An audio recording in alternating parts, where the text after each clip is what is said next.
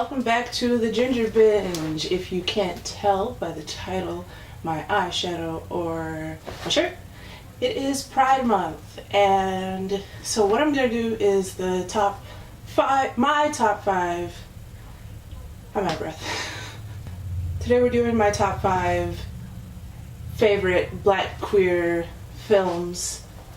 So there won't be any Call Me By Your Name, no Brokeback Mountain, even though I love that one.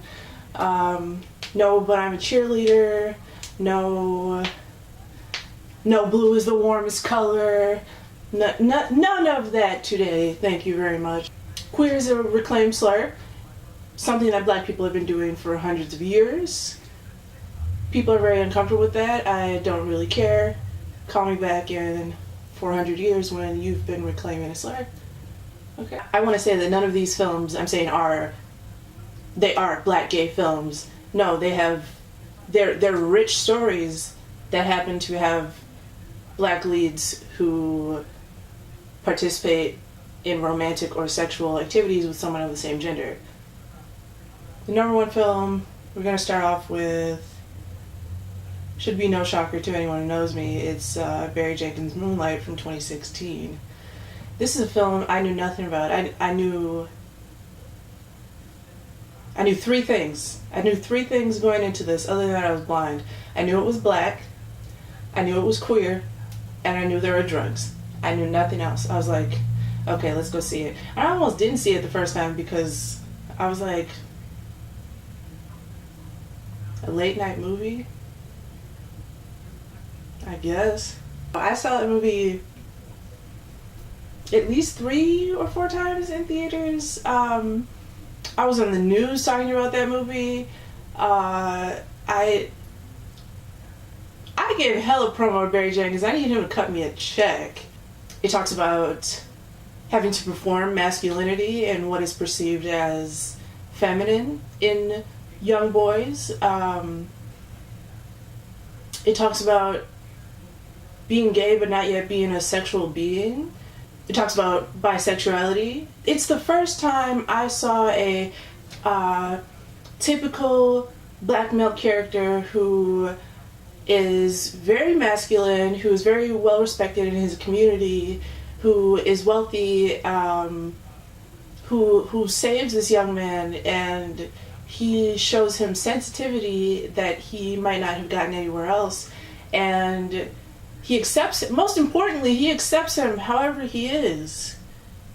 Juan and Little, their relationship meant a lot. I wish we saw more of it because, come on, man. I'm gonna cry.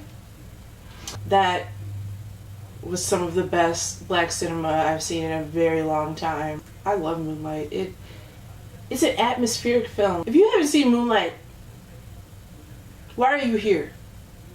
My second film is 2015's Bessie by Dee Rees.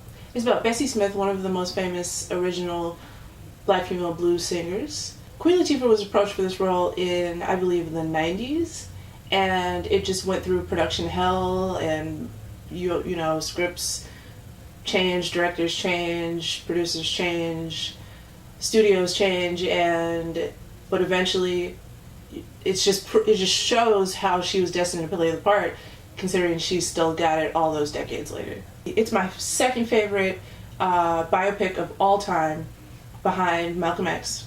Even though the film includes Bessie's sexuality, it's not sensationalizing her sexuality at all. The film covers colorism, respectability politics, the relationship between black entertainers and a white audience. But my favorite thing about Bessie is that it covers the aspects of black sisterhood. I think that those relationships reflect the relationships between Dee and her cast members, because I don't know if you guys know or care anything about the great Academy Award winning Monique. She was blacklisted from Hollywood from a lot of black prominent filmmakers, and her career was basically fucked. And Dee Reese took a chance on her and she cast her in movies. She was supposed to be the abusive older sister, but Monique was like, no, I don't want to be typecast. I've played that kind of role before. I want to play Ma Rainey. And Dee Reese was like, I will talk to HBO, and she made it happen. And I think that's beautiful, that not only did she give her a chance, but she gave her the role she wanted. She let her explore. Dee Reese allowed Monique to be bigger than the box that Hollywood was trying to put her in.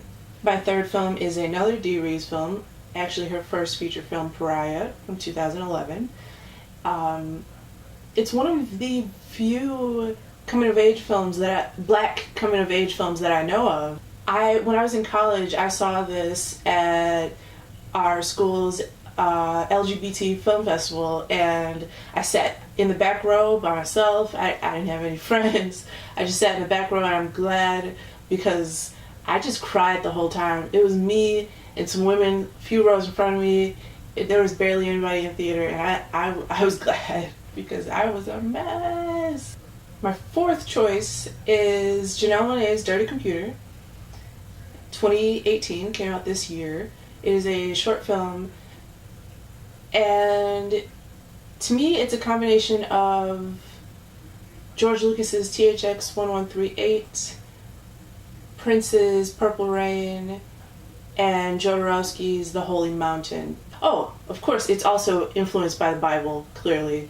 It was basically her coming out story. It addresses polysexuality, transgender women, body hair, respectability politics, colorism, Afrofuturism, and of course the police state. My favorite black queer film of all time is 1985, Steven Spielberg's The Color Purple. That is the best film ever made. You can fight me. I will give you my address. You can come up here and we can square up. You can take these hands. I don't give a fuck. That film is immaculate. That film is God sent. That film, we didn't deserve it. The Color Purple was way ahead of its time. It's about black female relationships that are platonic, familial, romantic. The film also addresses the virginity myth, which, if you're not familiar with, it's a concept that basically questions what is virginity and why is there such an importance on it when it comes to the sexualities of women and the worth that's put on it. And all of that is deconstructed by Shug Avery. So those are my top 5 black queer films. I hope you liked it. What are some of your favorites? Please comment down below, and happy Pride. I love you guys so much. Wear your rainbows, be proud, be loud, be black forever.